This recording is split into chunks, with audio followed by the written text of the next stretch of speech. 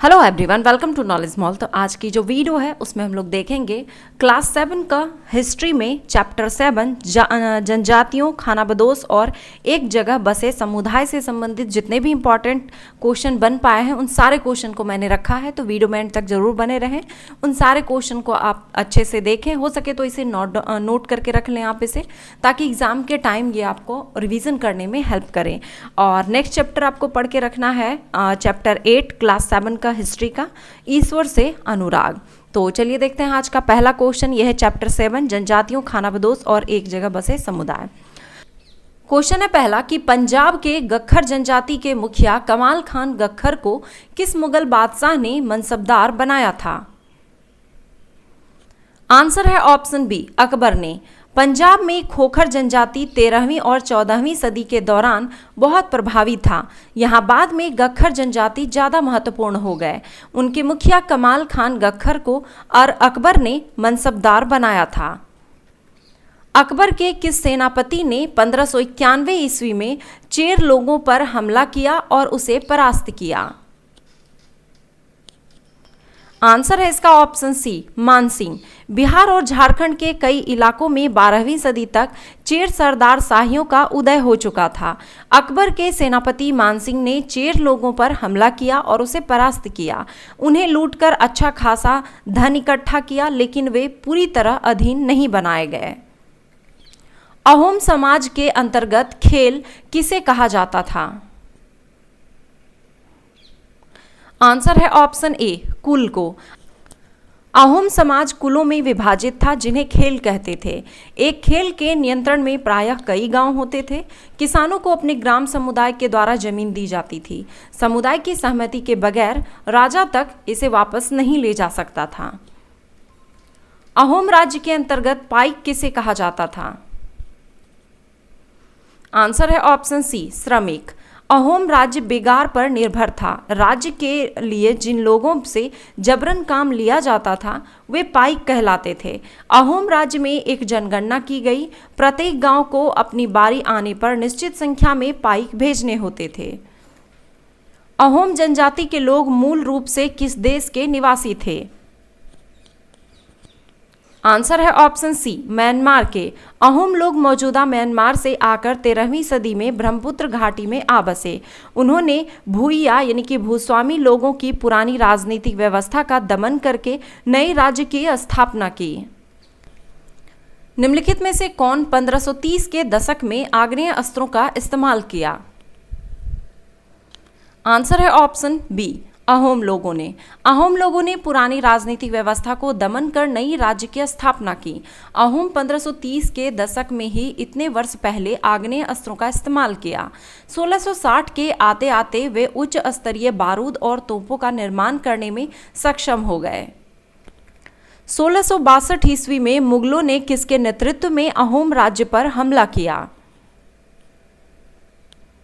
Answer है option C, Mir जुमला के नेतृत्व में। 1662 ईस्वी में मीर जुमला के नेतृत्व में मुगलों ने अहोम राज्य पर हमला किया। बहादुरी से सामना करने के बावजूद अहोम लोगों की पराजय हुई, लेकिन उस क्षेत्र पर मुगलों का प्रत्यक्ष नियंत्रण ज़्यादा समय तक नहीं रह सका।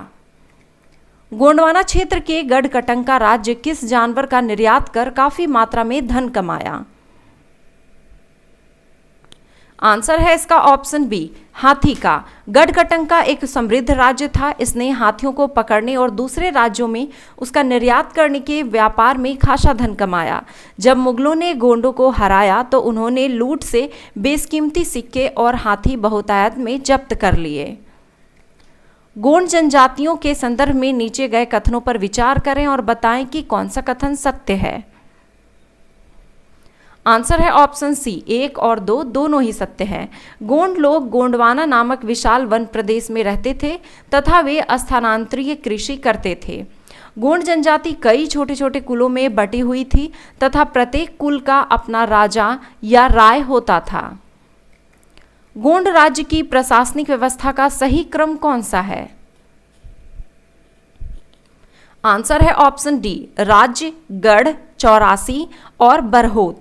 इस राज्य की प्रशासनिक व्यवस्था केंद्रीकृत हो रही थी। गोंड राज्य की प्रशासनिक व्यवस्था के अंतर्गत राज्य गढ़ों में विभाजित था।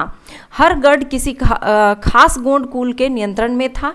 ये पुनः 84 गांवों की इकाइयों में विभाजित होते थे, जिन्हें चौरासी कहा जाता था।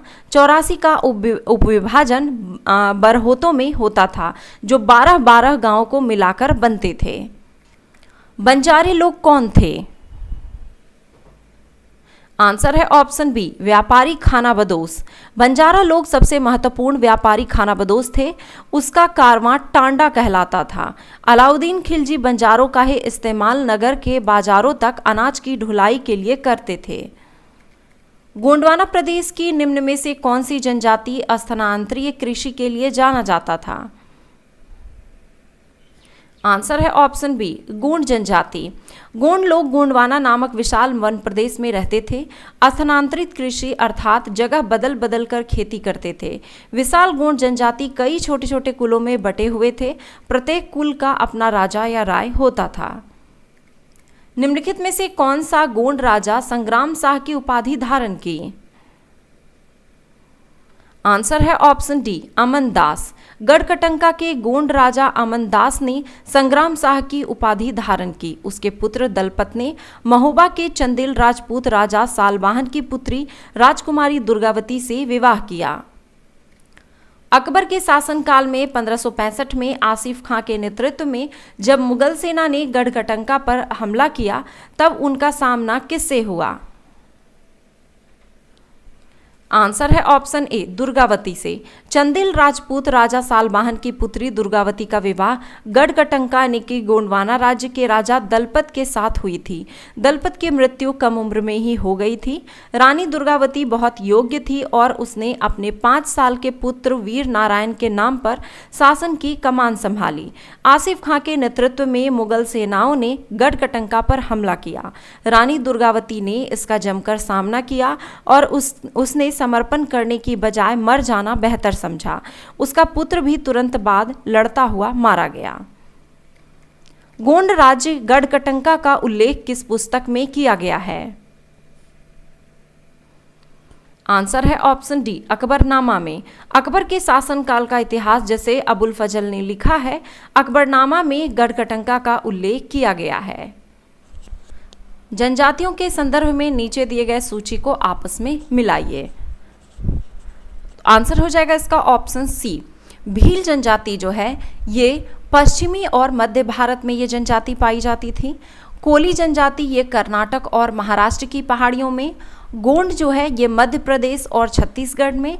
और कोरागा जो है ये दक्षिण भारत की जनजाति थी। तो ये थे आज का क्लास 7 का हिस्ट्री में चैप्टर 7 जनजातियों, खानाबदोश और एक जगह बसे समुदाय से संबंधित इम्पॉर्टेंट MCQ। आई होप कि ये वीडियो आपको पसंद आया होगा। नेक्स्ट चैप्टर जरूर पढ़ लें, चैप्टर 8 ईश्वर से अनुराग। तो वीडियो अगर आपको पसंद आया तो वीडियो को लाइक ज़रूर करें, कमेंट करें और अपने दोस्तों के साथ शेयर जरूर करें। धन्यवाद।